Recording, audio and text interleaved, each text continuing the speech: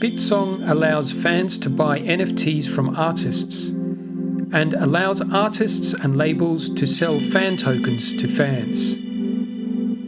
This video will discuss the background of Bitsong, as well as some of the pros and cons that I see for potential investors and fans in the Bitsong project.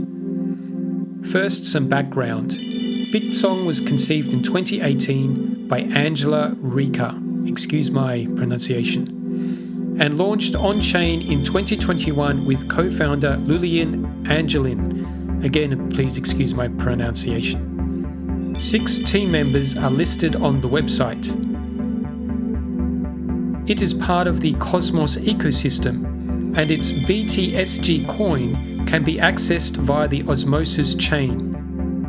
Information about the chain can be found on the Bitsong Explorer.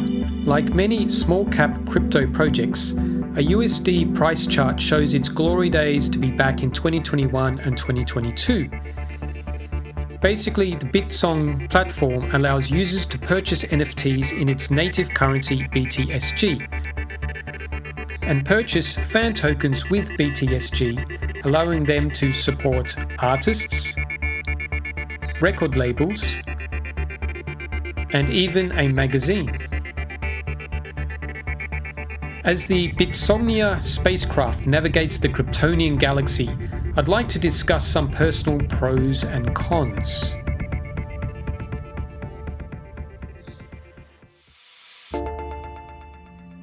Things I don't like about the platform. One issue I had is the music.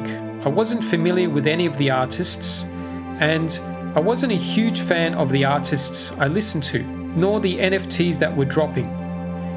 This is not a huge problem, but it seems to lack some diversity, sticking to Euro EDM sounding pop stars and rappers rather than other rock artists or other genres of music. Furthermore, many of the artists aren't very big in terms of followers or views. The biggest I found was Adam Clay, who has around 50,000 monthly listeners on Spotify, 31,000 on Instagram, and over 3,000 on X Twitter. Another artist I researched was Rowain, excuse my pronunciation, who has over 4,000 monthly listeners on Spotify.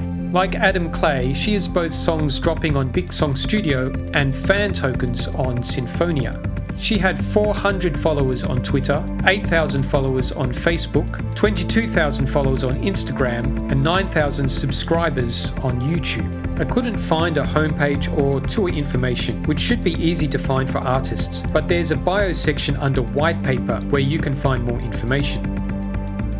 Bitsong will possibly need bigger names or more serious indie artists with loyal fan bases to compete with other platforms, because I believe it will be the big names that bring adoption. Another problem, though this plagues many Web3 projects, is the lack of use cases apart from just dropping NFTs. The royalty function is only relevant to music NFTs within the Bitsong platform. It's not royalties from streams on main platforms like Spotify or Apple Music. The royalty address just brings up a page on MintScan. The fan tokens also lack use cases, despite a list of claims under each artist's white paper. The website has vague reasons that I don't think serious investors can take seriously, like artists can create their own economy, and that it offers engagement between artists and fans. This is not a loan to artists to help in their career like in Opulus, or a way to invest in their musical rights in streaming like Royal.io. I purchased a few Carina tokens to experiment, and the main use cases I could see was trading on the Sinfonia DEX and providing liquidity.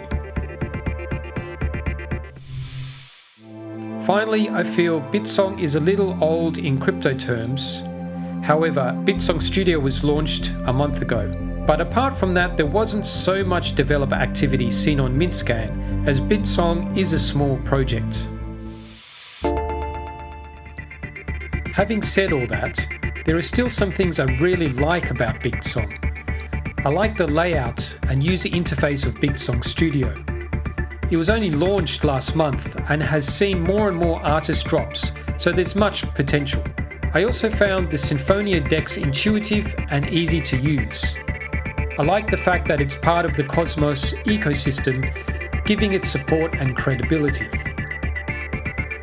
And allowing extra tools such as Mint Scan that can give potential investors more to work with.